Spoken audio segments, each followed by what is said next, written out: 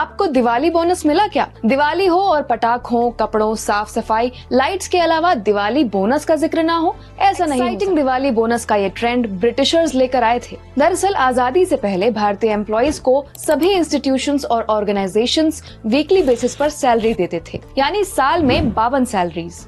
लेकिन जब भारत में ब्रिटिश शासन शुरू हुआ तब वीकली की जगह मंथली सैलरी सिस्टम लागू किया गया, यानी फिर एम्प्लॉइज को 52 नहीं 48 हफ्तों की सैलरी मिलने। जब लोगों को महसूस हुआ कि इस तरह तो उनका नुकसान हो रहा है तो विरोध शुरू हो गया, जिसने ब्रिटिशर्स को इसका समाधान ढूंढने के लिए 1940 में ब्रिटिशर्स ने दिवाली बोनस के रूप में इसका समाधान निकाला, यानी बचे हुए 4 हफ्ते या 1 महीने की सैलरी दिवाली पर देने का फैसला लिया गया। स्वतंत्रता के बाद इस एक्स्ट्रा महीने की सैलरी को दिवाली बोनस के नाम से जाना गया, लेकिन कुछ ऑफिस ऐसे भी थे जो दिवाली बोनस नहीं देते थे। इसी से मैंडेटरी करने के लिए 1965 में भारत सरकार ने पेमेंट ऑफ बोनस एक्ट लागू किया, जिसके तहत कर्मचारियों को बोनस के तौर पर कम से कम 8.33% वेतन देना तय हुआ। तब से सरकारी ऑफिस हो या प्राइवेट, सभी जगह दिवाली बोनस के तौर पर गिफ्ट्स और कैश देने की परंपरा जारी है। एक्सपर्ट्स के मुताबिक बोनस वर्क प्रोडक्टिविटी बढ़ाने और एम्प्लॉइज को बेहतर काम करने की ओर बढ़ावा देने का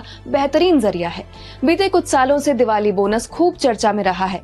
इसकी वजह है आकर्षक और कीमती गिफ्ट। इस साल दिवाली बोनस के तौर पर MITS health care private limited नाम की फार्मास्यूटिकल कंपनी ने अपने 15 बेस्ट एम्प्लॉइज को टाटा पंच और ग्रैंड विटारा कार गिफ्ट की। वहीं चेन्नई की एक कंपनी ने कार और बाइक के साथ शादी के लिए 1 लाख रुपए भी दिए। जिप इलेक्ट्रिक कंपनी ने अपने 5 लॉन्गेस्ट सर्विंग डिलीवरी पार्टनर्स को ESOP के तहत 15 लाख रुपए। इतना ही नहीं, पूरे देश में कंपनी के 30 बेस्ट डिलीवरी पार्टनर्स को दिवाली बोनांजा के तहत सोने और चांदी के सिक्के भी देने की घोषणा की। वहीं टाटा मोटर्स ने अपने लीडर रतन टाटा के निधन के बावजूद कुछ ही देर में एम्प्लॉइज के खाते में बोनस भेज दिया। कर्मचारियों के लिए सरप्राइज से कम नहीं था।